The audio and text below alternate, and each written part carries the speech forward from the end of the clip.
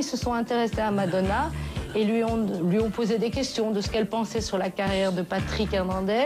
Et je me souviens d'une phrase, elle a dit, mais la carrière de Patrick Hernandez ne m'impressionne pas parce que je sais que je serai plus star que lui. Et à l'époque, elle n'était rien, elle était une petite danseuse de 18 ans, c'est tout. Juillet 1979, Madonna n'a enregistré aucun morceau ni album en France. Sa carrière est au point mort. Les producteurs à Paris n'étaient pas pressés et moi, oui. Je ne voulais pas m'enfermer dans quelque chose. J'ai voulu développer mes propres idées. Sur un coup de tête, Madonna décide de quitter Paris. Elle s'envole pour New York où elle mettra fin à son contrat avec ses producteurs français.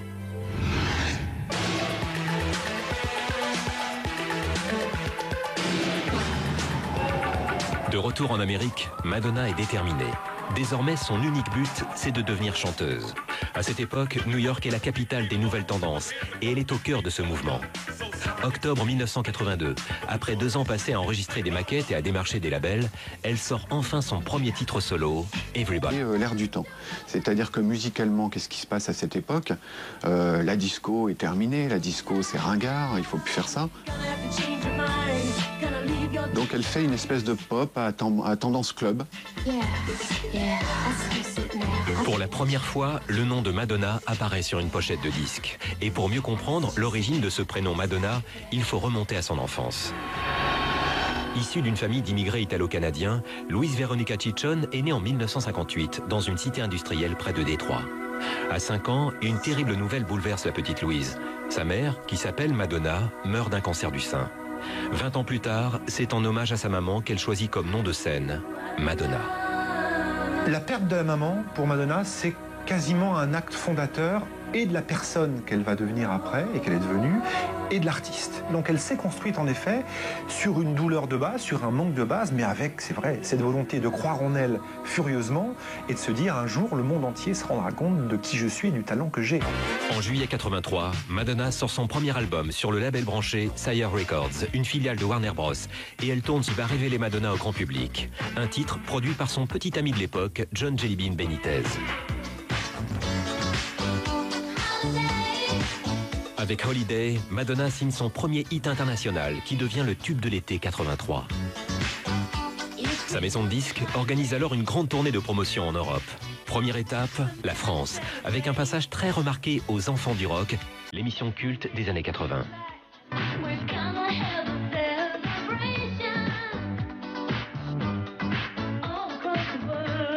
Et le présentateur Philippe Manœuvre s'en souvient encore. On l'a emmené à la mer de Sable, à Ermenonville, puisque le sujet de la chanson c'était Holiday, les vacances. Et là, waouh, on a vu arriver une fille avec les yeux qui lançaient des éclairs, quoi. C'était une diva. Elle trouvait tout à chier, le décor, l'idée du bac à sable, la mer de Sable, Ermenonville, le temps, la France, etc. Mais l'enregistrement tourne au cauchemar. Madonna surprend tout le monde par ses exigences et son caractère bien trempé. Elle avait une ceinture, comme c'était à la mode à l'époque, elle avait une ceinture avec des lettres écrites dedans. Et elle, c'était écrit Boy Toy, jouet des garçons. Elle fait une répétition, comme ça se fait, et elle regarde sa ceinture, le haut était tombé. Là, elle a pété un câble, elle voulait sa ceinture, c'était sa première télé en Europe, elle n'allait pas la faire avec sa ceinture où il manquait un truc, quoi. Donc on s'est tous mis dans le bac à sable.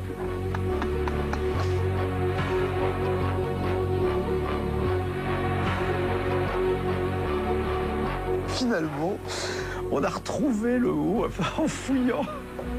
Donc elle a remis le haut, et là, elle a dit ok, faisons-le. Et en 2 prises, c'était plié.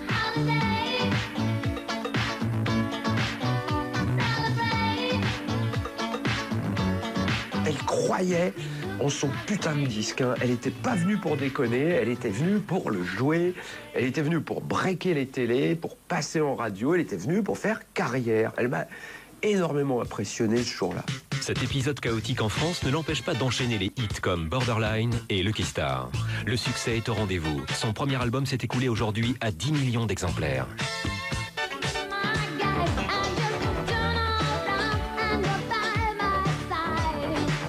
clés du succès de Madonna, des tubes qui font danser et un look unique de punkette.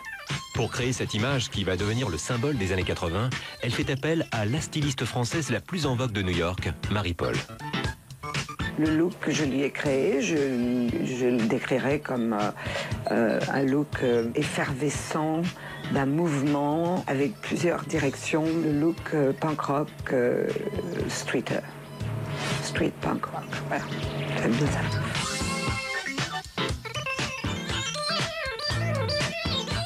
Ça a été l'accumulation, c'est là qu'on a commencé à mettre des tonnes de caoutchouc et puis les croix, c'était parfait.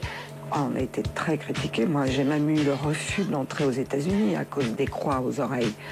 J'ai toujours... Il n'y avait pas le côté blasphème pour nous. On y croyait vraiment. Elle était catholique, moi aussi. Si on met une croix là ou on met une croix là, je vois pas vraiment la différence si on a la foi. Madonna devient un phénomène de mode et l'idole de toute une génération. Son look est copié par les adolescentes du monde entier. Je pense qu'il y avait deux choses. Je veux ressembler à Madonna parce que si elle devient aussi célèbre en ayant ce look, peut-être que moi aussi je vais devenir célèbre. Et puis il y avait aussi la libération, je pense, d'un carcan dans l'éducation stricte de ces petites jeunes filles. Et au début des années 80, en même temps que l'arrivée de Madonna, un nouveau média est créé pour les jeunes et les fans de musique, la chaîne MTV, qui diffuse non-stop des vidéoclips. Madonna va s'emparer du phénomène. Les années 80, ce sont les années de l'image, quoi. Donc le look, l'apparence devient primordial par rapport à la musique elle-même. Et Madonna va très vite le comprendre. Elle va apporter une attention toute particulière à ses clips.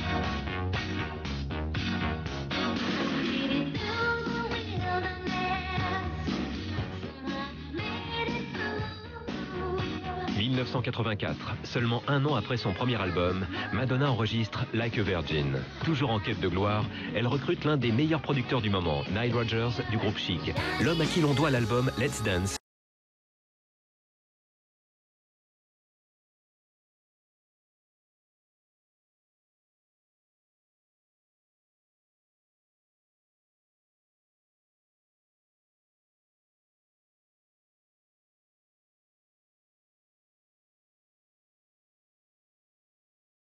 L'américain moyen et de jouer avec cette image du mariage. Donc c'est un acte qui est absolument pas gratuit, qui est extrêmement réfléchi et c'est la première pierre angulaire de la carrière de Madonna, qui est cette idée constamment d'aller au clash et de choquer. Elle le refera à plusieurs reprises.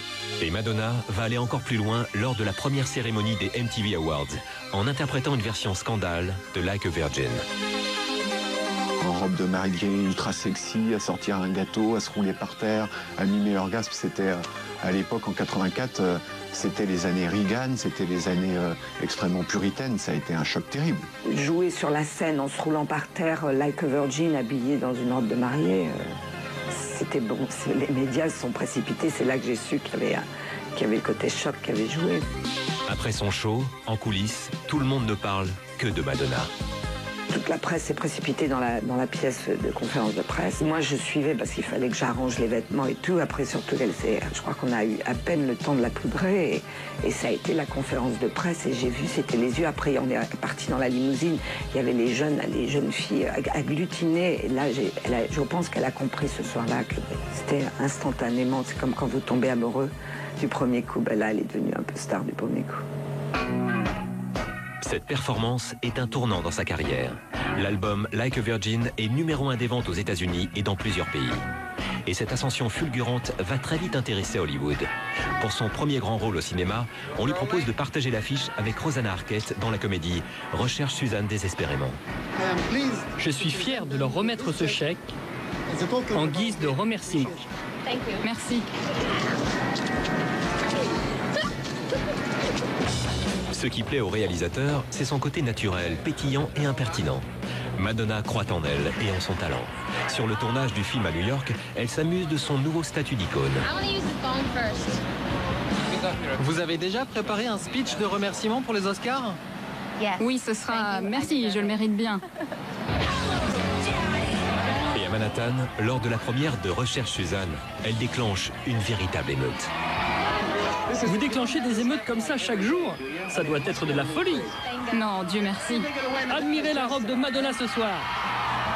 Le film, qui a coûté 4,5 millions de dollars, est un énorme succès avec plus de 27 millions de dollars de recettes rien qu'aux États-Unis.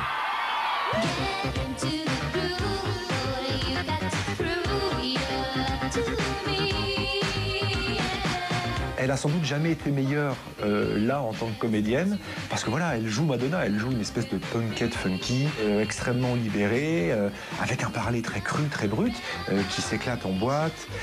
Elle interprète la bande originale du film, qui est sans doute aussi un de ses meilleurs titres, donc ça colle parfaitement. En seulement 3 ans, Madonna est devenue un véritable phénomène de société. Un film qui cartonne, 2 albums en tête des charts mondiaux et une tournée américaine de 40 dates à guichet fermé. Elle fait même la une du prestigieux Time Magazine. Une réussite que la star doit avant tout à elle-même. Quand vous êtes dans un groupe de personnes, vous êtes systématiquement le leader, même avec vos amis? Oui, j'ai toujours voulu avoir le pouvoir, être le boss. À ce moment-là, la pop star est loin d'imaginer à quel point sa vie privée va très vite devenir le centre de toutes les attentions.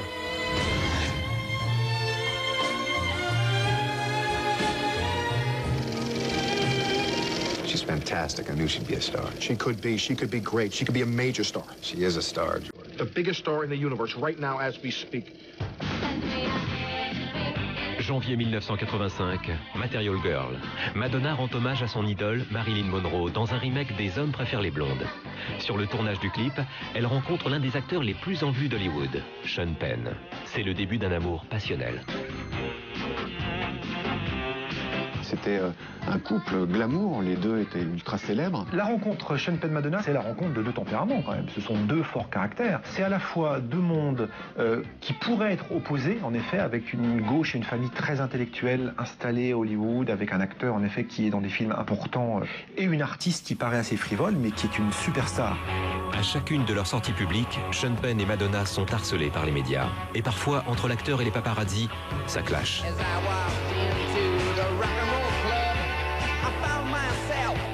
La presse People est à la recherche du moindre scoop. En juillet 85, une nouvelle va bouleverser la vie du couple. 2 magazines de charme publient des photos dénudées de Madonna prises à ses débuts à New York. Madonna, dans ses années new-yorkaises, va entre autres poser de nombreuses fois pour des petits photographes, des photos vaguement artistiques et très nues. Et quand elle devient connue, flairant la bonne affaire, les petits malins qui l'ont photographiée à l'époque vont s'empresser de revendre ses photos au magazine Playboy qui va racheter ses sessions pour 100 000 $. Alors évidemment, le monde entier va se précipiter. Elle posait nue pour se faire des sous, pour vivre, pour manger. Mais il y en a des tonnes de filles qui posent nues aux Beaux-Arts. Ben, elle posait nue pour une école d'art. C'était pas des photos pornographiques. Ça ne l'arrange pas spécialement que ces photos existent. C'est juste le moment où elles sont sorties, où c'était un moment très important pour elle, où il fallait qu'elle montre qu'elle n'était pas un produit jetable et une fille facile, que c'était une artiste. Un premier coup dur pour Madonna, qui jusqu'alors maîtrisait totalement sa communication. Quelques jours plus tard, elle doit se produire à Philadelphie au Live Aid, un concert caritatif pour la lutte contre la famine en Afrique. L'événement réunit la crème du rock avec Tina Turner, les Rolling Stones et Bob Dylan. Madonna, c'était le talk, tout le monde parlait d'elle parce que depuis 4 jours, elle était en couverture de Penthouse avec des vieilles photos d'elle, torse nu, et donc ça faisait un truc. Donc elle est venue très volontairement, habillée presque en col roulé. Le Live Aid comme ça, où on crève de chaud et elle se présente avec une veste très stricte, c'est pour montrer que c'est une battante, quoi. Elle va pas, elle ne recule jamais, elle y va, elle va au front et elle fait sa performance. Madonna vient dire « je fais ce que je veux ». Je fais ce que je veux. Je suis maîtresse de mon destin. J'ai posé nue à une époque. J'ai montré un peu de mon corps dans Like a Virgin, dans ces clips-là. Et aujourd'hui, si j'ai envie de chanter couvert de la tête aux pieds, je fais ce que je veux. En coulisses, Sean Penn est là pour soutenir Madonna. Un épisode qui va renforcer leur couple. Car 1 mois plus tard, le 16 août 85, ils décident de se marier. L'événement, organisé dans un lieu tenu secret, va déclencher l'hystérie des paparazzi. Ce qui était très drôle, c'est que quand on a été au mariage, on ne savait toujours pas où le mariage allait être lieu. On l'a su, mais vraiment au dernier moment. Ils ont essayé de faire un truc à un endroit qui était difficile d'accès et ils se sont aperçus qu'en fait, c'était les hélicos qui se ramenaient, quoi. L'objectif des tabloïds, trouver le lieu de la noce et décrocher la photo des mariés. Et c'est un membre du staff en charge de la décoration florale qui aurait vendu la mèche aux médias. C'était à Malibu, chez des amis, des parents de Sean Penn. Et lui, il avait écrit en énormes lettres sur la plage « Fuck you ». Et ça se voyait de l'hélicoptère. Finalement, c'est ce qu'on retient de ce mariage. C'est ce fuck sur la plage filmé par hélicoptère. Mais c'était énervant, quoi. C'est évident, on n'entendait rien. Et puis tout volait, quoi. Il fallait tenir les chapeaux parce qu'il y avait des hélicoptères. Mais ça a été, c'est devenu le chaos, quoi. C'était horrible. Après ce mariage rock'n'roll, la chanteuse sort son album True Blue. Nous sommes en 1986 et Madonna change radicalement d'image. Cette fois, elle apparaît en blonde platine. Fini les scandales et les looks de fille délurée. Avec True Blue, elle va vouloir montrer qu'elle est là pour durer. Et donc, on la voit un petit peu comme Madame Penn. Donc, elle veut surtout plus se présenter comme une starfuckeuse ou une wannabe. Peut-être par son éducation, peut-être par le côté italien, il y a peut-être des racines qui reviennent à un moment où Madonna veut peut-être jouer à l'épouse modèle, à l'épouse parfaite, donc se mettre un peu en retrait. Madonna, une épouse discrète. Traquée par les médias, la star se fait rare à la télévision. Et quand elle accepte une interview pour la chaîne NBC, forcément la journaliste la titille sur sa vie privée. C'est surprenant que Sean Penn ait rencontré la femme la plus célèbre du monde et soit tombé amoureux d'elle. Les opposés s'attirent. Je ne souhaite pas parler de ma relation. Si lui a envie d'en parler publiquement, il peut, mais moi je n'y tiens pas. Cette image de femme rangée, coincée et un peu kitsch ne va pas durer.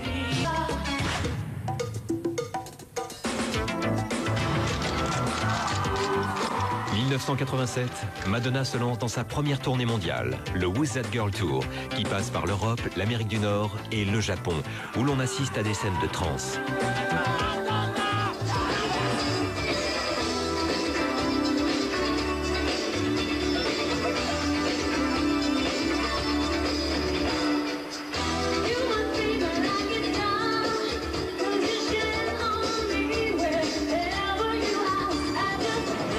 En France, la venue de la star américaine pour la première fois en concert fait l'ouverture des journaux de 20 h.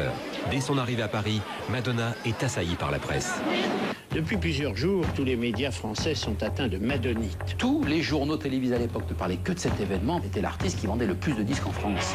Donc on attendait une marée humaine. C'était un phénomène incroyable de société. D'un seul coup, elle confirme en tout cas ce succès planétaire, elle le confirme sur le territoire français. C'est-à-dire qu'on ne jure plus que par Madonna.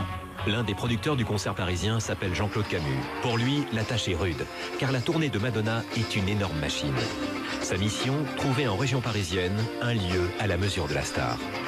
On avait trouvé le parc de Sceaux et on avait travaillé vraiment sur l'histoire jusqu'au moment où le maire de Sceaux s'est réveillé en disant « Moi, non, j'interdis ce concert ».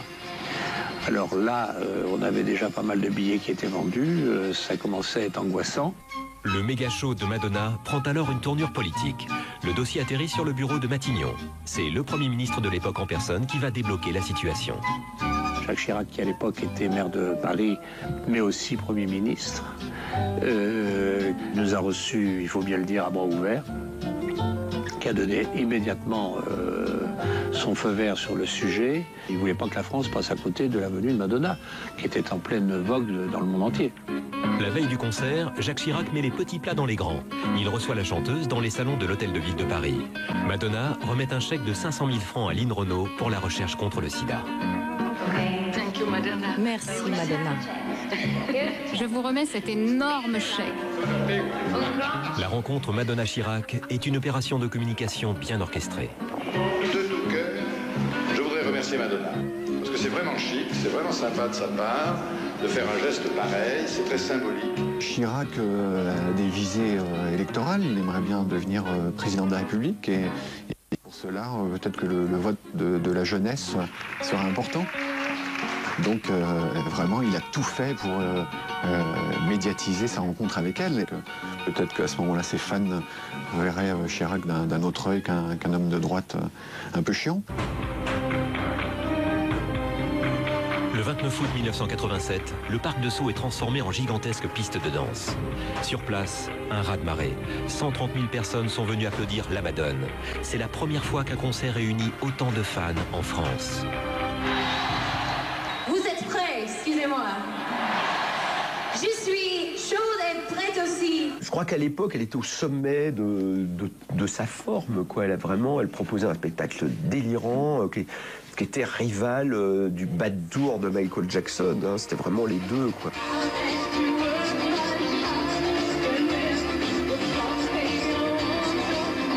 Le clou du spectacle, chaque soir, Madonna jette sa petite culotte au public. Et au concert de Sceaux, selon la rumeur, c'est Jacques Chirac en personne qui l'aurait récupéré.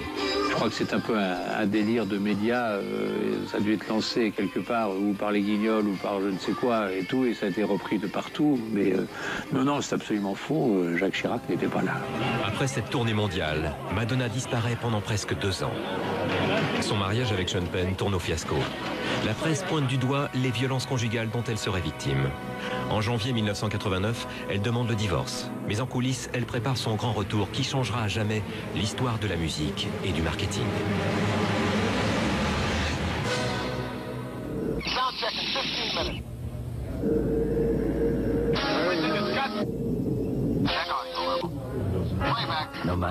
Où que vous soyez dans le monde, le 2 mars, allumez votre télévision et regardez la nouvelle pub avec Madonna, qui nous présente son dernier single, Like a Prayer, pour la première fois sur la planète Terre. Fin février 89, sur toutes les télés du monde, une grande marque de soda annonce la diffusion d'une publicité avec la superstar. Pour la première fois, une chanteuse se sert de la pub pour révéler son single en avant-première. La pub moderne s'est inventée là. Il y avait le teaser, c'est-à-dire il y avait la préparation des esprits pour créer le désir. Deuxièmement, il y avait l'association d'une énorme marque qui finançait le tout. Donc tout ça, c'est du marketing royal. Royal. Le clip publicitaire de 2 minutes à la gloire de Madonna est diffusé simultanément dans 40 pays. Une campagne suivie par plus de 250 millions de téléspectateurs.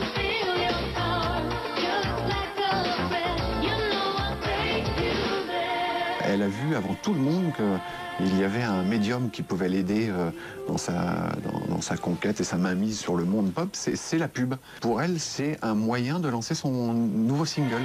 Mais 3 jours plus tard, la reine du marketing surprend tout le monde en lançant sa propre version du clip de Like a Prayer.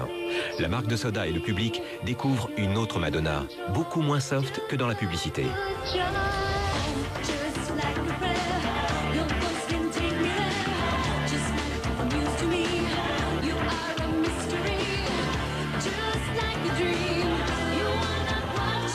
Elle franchit un nouveau palier en faisant référence. Alors les grands feux, c'est le Ku Klux Klan, évidemment. Donc l'Amérique blanche, l'Amérique sudiste, l'Amérique raciste. Le Christ est noir, il y a un baiser avec le Christ, il descend sa croix pour la voir. Ça ne plaît pas à l'Église, donc on ajoute une deuxième provocation. Elle est en plus physiquement là, à une époque où elle a complètement abandonné le côté Marilyn blond. Elle a les cheveux longs, bruns, et un côté gitane quand même. Et là, ce cocktail religion et sexe, ça va provoquer un tollé énorme, quoi. Et ça va encore faire plus parler d'elle. Madonna est condamnée pour blasphème par le Vatican. Les associations de défense de la famille exigent le boycott de la marque associée à l'artiste. Elle s'était bien gardée de prévenir Pepsi Cola de ce qu'elle allait faire. Parce que Pepsi Cola découvre le clip et surtout sur la pression des organisations, des associations américaines. Pepsi a trop peur des retours de bâton et donc arrête la publicité et elle empoche les 5 millions de dollars. Pour la pop star, c'est le jackpot et le succès assuré, car l'album se hisse directement à la première place des ventes. Mais Madonna se défend d'avoir orchestré la polémique. Selon elle, le clip livre un message de tolérance. Mon clip délivre un message très positif. Il vise à combattre le racisme. Vous savez, montrer à l'écran une relation interraciale, c'est un sujet très tabou.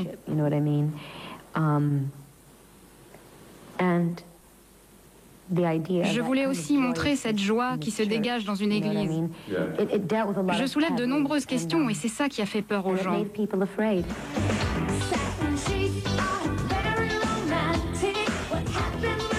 prise de position de Madonna contre l'Amérique puritaine ne s'arrête pas là. Sous la direction de David Fincher, le futur réalisateur de Fight Club, elle tourne le clip d'Express Yourself pour la bagatelle de 5 millions de dollars. En 1989, c'est la vidéo la plus chère de l'histoire. Une Madonna hyper érotisée qui contrôle tout dans un monde de macho. C'est le boss, voilà. C'est le patron. C'est le patron qui, encore une fois, est dans le contrôle absolu de son art, de son image et de ce qu'elle véhicule.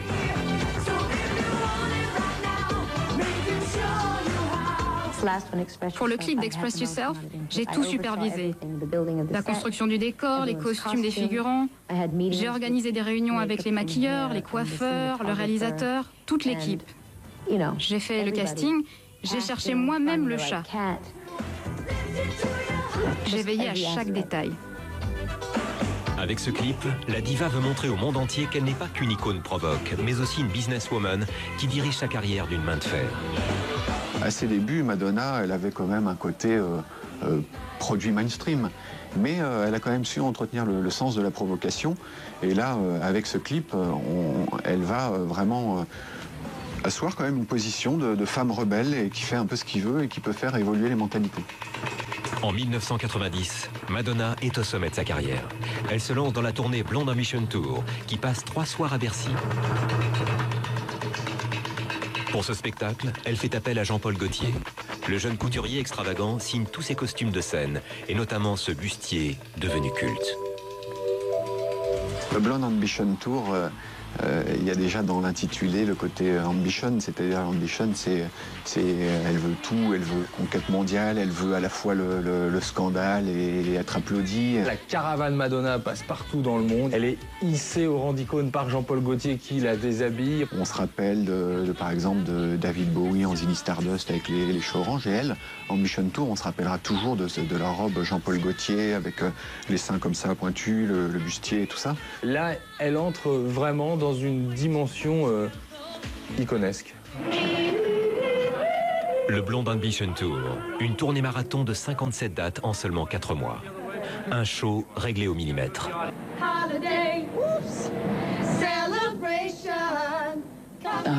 C'est la tournée la plus dure de ma vie.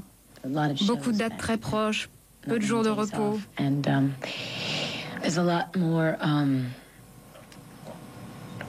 Pour moi, c'est comme une performance théâtrale. Il y a peu de temps mort entre les chansons, tout s'enchaîne. Je n'ai pas vraiment le temps de me reposer. Vous devez être épuisé. Vous ne dites jamais « j'ai besoin de 2 ou 3 semaines de repos ». Oui, j'aimerais, mais je ne peux pas. Il y a tous ces gens qui m'attendent et un calendrier à respecter. Mesdames et messieurs, le festival accueille Madonna. Festival de Cannes. 1 an plus tard, la reine de la pop sort un film sur les coulisses de cette tournée triomphale, In Bed with Madonna. Pour faire parler d'elle lors de la première, elle s'affiche en kimono devant un parterre de photographes et quelques journalistes pour le moins sceptiques. Toujours en bikini et peignoir, sourire professionnel aux lèvres, Marie-Louise est chiconne et peut rentrer à la maison. Allez, encore un petit striptease gentillet, 3 petits tours, et puis dodo. Les provocations gratuites de Madonna commencent à lasser les médias. 1990. Justify My Love, Madonna chante à qui veut bien l'entendre son obsession pour le sexe. Dans le clip tourné dans un très chic palace parisien, Jean-Baptiste Mondino met en scène ses fantasmes les plus torrides avec son boyfriend de l'époque.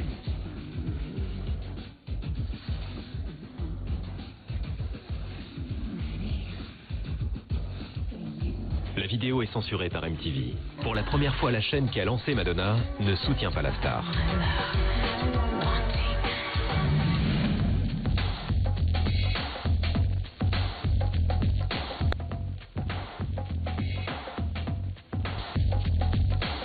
Quelques mois plus tard, nouvelle escalade dans le sexe, cette fois version trash.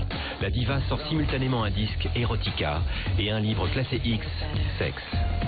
En France, tous les grands éditeurs refusent de publier ce recueil de photos nues. Tous, sauf un homme, Michel Birnbaum, qui a eu l'audace de dire oui à Madonna et à ses délires pervers. On trouve toutes les formes de sexualité. On trouve l'amour gay, on trouve l'amour hétéro, on trouve l'amour avec un vieux monsieur, on trouve l'amour avec une jeune fille, on trouve l'amour avec Naomi Campbell, on trouve l'amour avec Isabella Rossellini, on trouve l'amour avec Naomi Campbell et un grand garçon particulièrement impressionnant par ses mensurations. Il y a à peu près tout ce qu'on peut imaginer dans le domaine de la déviance sexuelle en 1992. Sexe est un coût dans le monde de l'édition. 125 000 exemplaires écoulés en France, 1,2 million dans le monde. Avec ce best-seller, Madonna a pris des risques. Jamais une chanteuse n'était allée aussi loin dans l'imagerie porno.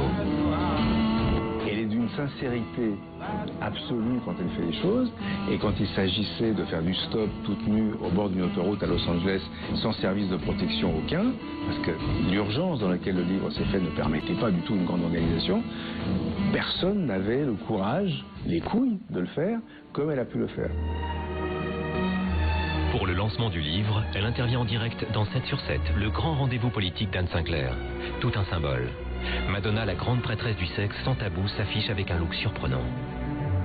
On va quand même parler un peu de la provocation, parce que c'est vrai que c'est un peu comme ça que vous êtes perçu. Ce livre, c'est pourquoi? Well, first of all, I consider myself an artist. Tout d'abord, je me considère comme une artiste. Le problème, c'est qu'il y a beaucoup de gens qui se sentent menacés par le sujet même de mon art. Elle se vit comme une artiste globale. La chanson, la danse, le disque, le livre, le DVD, ce sont des éléments, ce sont des formes d'expression d'une artiste qui s'appelle Madonna. Une semaine après ce passage télé très remarqué, Madonna est la vedette d'un happening hardcore. À New York, elle donne une fête ultra privée qui réunit toute une faune d'invités. La moitié du livre est reconstituée live, avec les vrais personnages du livre en train de se donner des coups de fouet ou d'autres organes génitaux externes. Et à cette fête dantesque, elle se promène, elle, entourée d'une cour, et elle marche royale à travers les allées. Et à droite et à gauche, il y a des podiums où les coups de fouet pleuvent et les shorts en cuir tombent, se remettent. Enfin, un truc de démon. C'est mon mouton. N'oubliez pas de photographier mon mouton. Toutes les caméras sont braquées sur Madonna. Et pourtant, l'album Erotica est un échec commercial. Seulement 6 millions d'albums écoulés, sa plus mauvaise vente. Le suivant, 2 ans plus tard, fait à peine mieux. La raison, le public ne suit plus la star dans ses délires artistiques.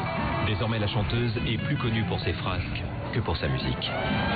Musicalement, au début des années 90, elle peine à se renouveler.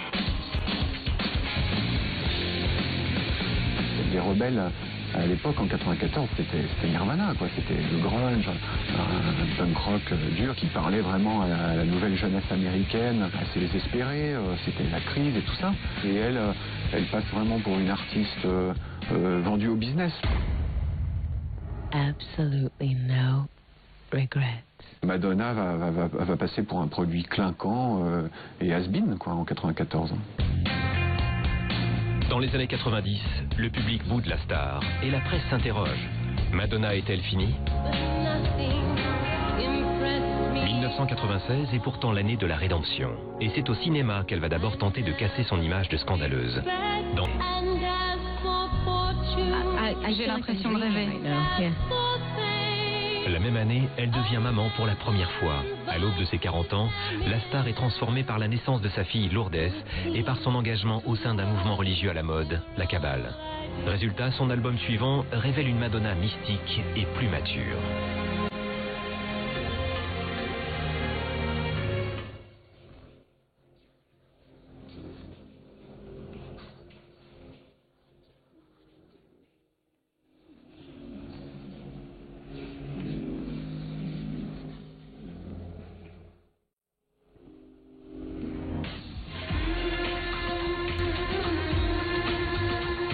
Frozen se classe directement en tête des ventes.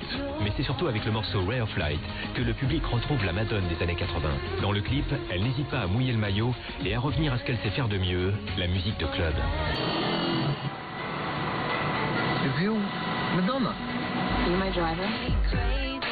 2 ans plus tard, Madonna surfe à nouveau sur la vague électropop qui a fait sa gloire. Elle sort l'excellent là, et donc elle va choisir un des meilleurs de cette vague, Mirwais, qui va lui composer des morceaux qui seront à la fois très accessibles et qui seront donc des cartons, et puis d'un point de vue musical vraiment pointu.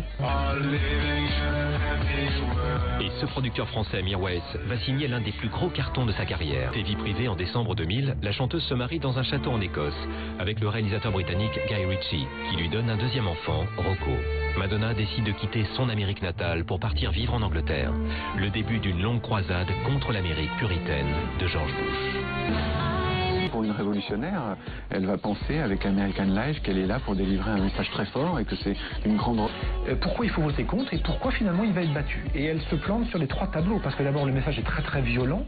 Moi je l'ai beaucoup interviewé là-dessus, puisque c'est à ce moment-là que je l'ai vu. Et bon, j'ai pas l'impression que c'était un combat cynique, mais elle pensait vraiment qu'elle avait une mission sur Terre et qu'elle pouvait sauver le genre humain.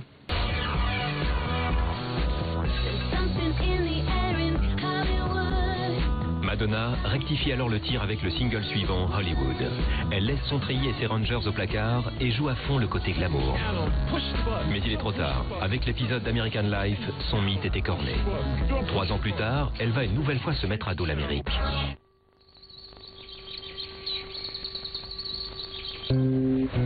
Octobre 2006, à la demande d'une organisation humanitaire, Madonna se rend au Malawi, un pays d'Afrique ravagé par le sida. Sur place, la superstar est bouleversée par l'extrême pauvreté de la population. Et dans un orphelinat, elle rencontre ce petit garçon, David. Elle décide de l'adopter. La nouvelle déclenche un tollé. On lui reproche d'avoir tellement accéléré la procédure qu'on peut y voir le fait qu'elle est venue, elle a choisi son enfant, elle est repartie avec. Alors que c'est pas évidemment ça sur le fond, mais voilà, il y a un côté passe-droit, c'est la star qui se permet tout, c'est le pouvoir de l'argent, le pouvoir des médias. En tous les cas, du point de vue de certaines organisations du Malawi. Les médias américains s'emparent de l'affaire et crient au scandale. Attaquée de toutes parts, Madonna doit venir se défendre dans les talk-shows. Je ne m'attendais pas à être accusée de kidnapping, de faire quelque chose d'illégal. Je ne pensais pas qu'on allait faire de moi un démon. En plus de cette adoption, la star se lance dans un combat acharné pour venir en aide aux enfants du Malawi. Elle se donne une mission, alerter l'opinion publique. À l'occasion du Festival de Cannes, elle vient présenter en personne un documentaire choc sur ce pays en état d'urgence. Ce documentaire, c'est une réponse aux critiques? Ce n'est pas une réponse. Je n'ai pas à me justifier. J'ai une excellente relation avec mon fils et je ne regrette cette adoption pour rien au monde. Une semaine plus tard, les autorités du Malawi officialisent l'adoption. Avec tous ses déboires personnels, la diva a mis entre parenthèses sa carrière musicale. Pendant ce temps, d'autres stars comme Lady Gaga prennent la relève. À l'approche de la cinquantaine, la reine de la pop saura-t-elle rebondir ?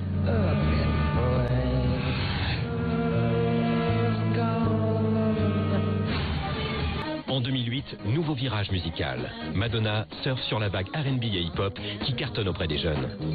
Pour rester dans le coup, elle fait appel aux producteurs superstars Timbaland et Pharrell Williams. Et elle s'offre un duo avec la pop star du moment, Justin Timberlake.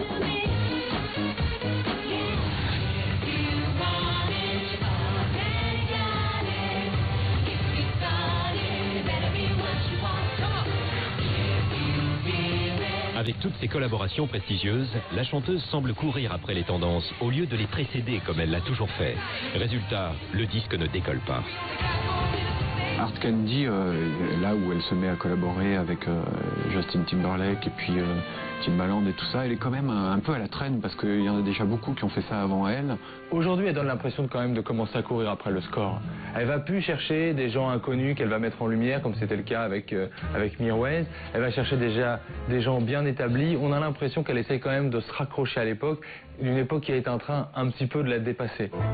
Et pourtant, malgré cet échec commercial, la superstar continue de créer le buzz. En 2008, elle divorce de Guy Ritchie et s'affiche au bras de jeunes et faibles comme ce mannequin brésilien et ce danseur lyonnais de 25 ans. Pendant 2 ans, elle s'éclipse des dance floors. Place aux nouvelles princesses de la pop comme Rihanna, Beyoncé et Lady Gaga. Des chanteuses jeunes, ambitieuses et sexy qui n'hésitent pas à copier la star. Démonstration avec Alejandro, un clin d'œil à son clip Vogue.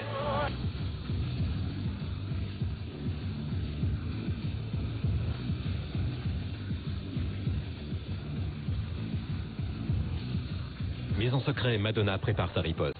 La star n'a pas dit son dernier mot.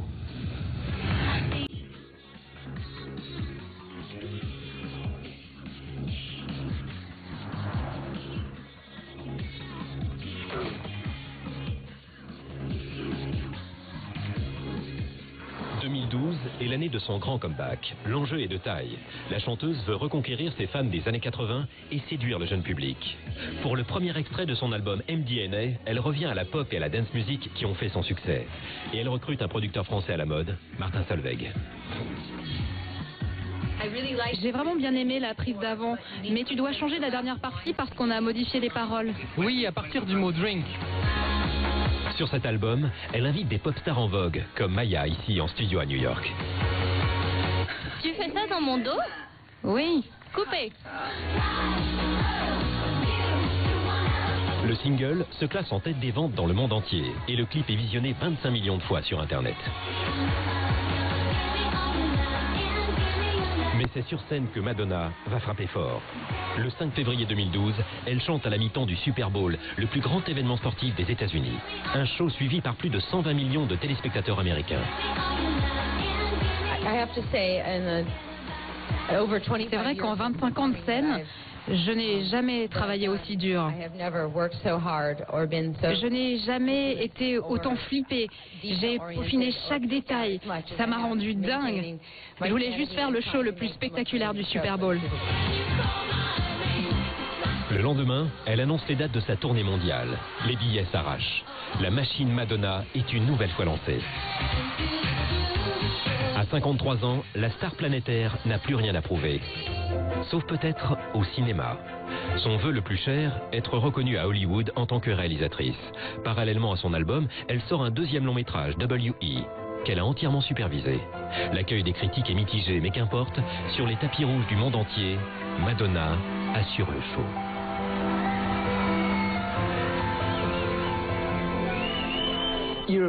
Vous êtes une icône de renom dans l'industrie de la musique pop. Pourquoi vous jetez à l'eau et vous risquez à une autre forme d'art? J'ai toujours été émue, inspirée et transportée par les films depuis mon enfance et tout au long de ma carrière. Et j'adore faire face à de nouveaux défis. Il y a jusqu'au bout cette volonté, à plus de 50 ans, de toujours faire ses preuves. Et il y a, je crois, intimement une vraie blessure, quoi, de ne pas être reconnue pour ce qu'elle croit être et ce qu'elle veut être. C'est-à-dire une véritable artiste et pas uniquement une diva de la pop. Madonna, une artiste caméléon qui n'a cessé de se réinventer au gré de ses projets artistiques, de ses coups de provoque et de ses fantasmes. Mais quel regard porte-t-elle sur son insatiable ambition? La réponse, la reine de la pop nous la donne dans cette interview enregistrée en 1990, au top de sa carrière. Quand je me pose et que je repense à tout ce que j'ai vécu, ce qui ne m'arrive pas souvent, je ne m'accorde pas ce luxe, je me dis, mon Dieu, j'ai fait un long chemin et je l'ai fait seule. Je dois reconnaître que j'en suis fière.